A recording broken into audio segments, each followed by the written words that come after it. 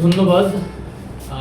মাননীয় police super Dhaka জেলা স্যারের দিক নির্দেশনায় আমাদের ডিবির অতিরিক্ত পুলিশ সুপার জনাব জাহিদুল ইসলামের তত্ত্বাবধানে আমাদের ওসি ডিবি দক্ষিণের নেতৃত্বে একটি আভিযানিক টিম, ডিবির একটি আভিযানিক টিম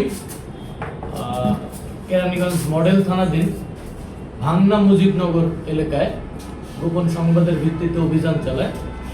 গতকাল রাত 10টা থেকে 10:30টার ভিতরে তারা জনাব কামাল সাহেব তার বাড়ির 5তলা ভবনের 3তলা থেকে জনাব কাউসার, যার বয়স 50, তাকে প্রথমেই গ্রেপ্তার করে এবং তার হেফাজত থেকে 6 লক্ষ জাল টাকা উদ্ধার করে। এবং সেই সময় তার সাথে থাকা কাউসারের সাথে থাকা কামাল, যার বয়স 51, তাকেও গ্রেপ্তার করে এবং তার কাছে রক্ষিত প্লাস্টিকের ব্যাগ থেকে 2 লক্ষ জাল টাকা জব্দ করা হয়।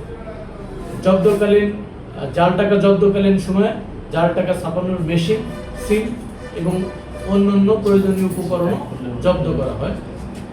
উল্লেখ্য, কাউসার একজন পেশাদার জাল টাকা ব্যবসায়ী।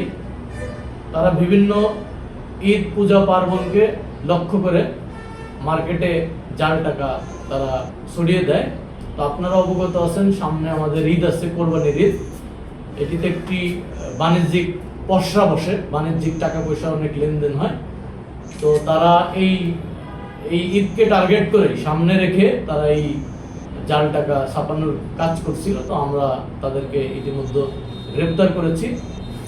আপনারা অবগত হবেন যে কাউসার, যার নামে ঢাকা শহরে, ঢাকা মেট্রোপলিটন এরিয়াতে 7টি জাল টাকা ছাপানো সংক্রান্ত জাল টাকা মামলা রয়েছে এবং এদের নামে ইতিমধ্যে আমরা কেরানীগঞ্জ মডেল থানাতে স্পেশাল পাওয়ার অ্যাক্টের 25-এর এ ধারায় আমরা মামলা রুজু করেছি।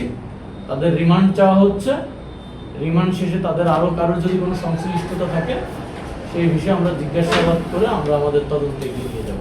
ধন্যবাদ। আপনারা জানেন যে সামনে কোরবানি ঈদে কিন্তু বাংলাদেশের বাণিজ্যের প্রসার হয়। গরিব প্রান্তিক মানুষেরা গরু নিয়ে বিক্রয়ের জন্য আসে। ঢাকাস্থ আশেপাশে যে এলাকা, সেখানে আসে।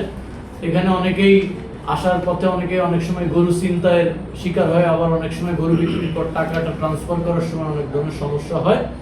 তো আমরা ইতিমধ্যে এই বিষয়ে আমরা আমাদের পুলিশ সুপার মহোদয়ের নির্দেশে আমরা বিভিন্ন মনিটরিং সিস্টেম চালু করেছি। আমাদের ওসি সার্কেল সহ এবং আমাদের যে ডিবির টিম, আপনারা জানেন ডিবি আন্ডার কভারে কাজ করে, ডিবির টিম সহ সকল এলাকা ভিত্তিক যে ফোর্স, তারা বাজারে তাদের টহল থাকবে, সাদা পোশাকেও থাকবে, আবার আমাদের ইউনিফর্মেও থাকবে। আমরা যারা বাইরে থেকে গরু নিয়ে আসবে তারা যাতে কোনো ধরনের জালিয়াতির শিকার না হয়, কোনো ধরনের মলম পার্টি, কোনো ধরনের কীটনাশক প্রয়োগের শিকার না হয়, সেটির বিষয়ে আমরা প্রচারণ চালাবো। আপনি জানেন যে আমাদের একটি জেলা পুলিশের একটি ফেসবুকও আছে।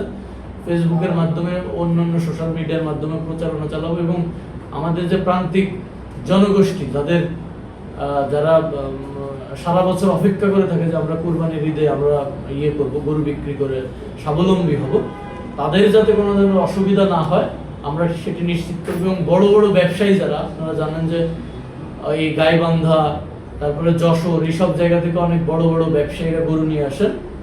তো তারা যদি আমাদের কোনো ধরনের আগে থেকে জানিয়ে যদি কোনো ধরনের প্রোটেকশন চান, আমাদের যে আইনানুগ ব্যবস্থা, আমরা সেই ধরনের প্রোটেকশন তাদের নিশ্চিত করব।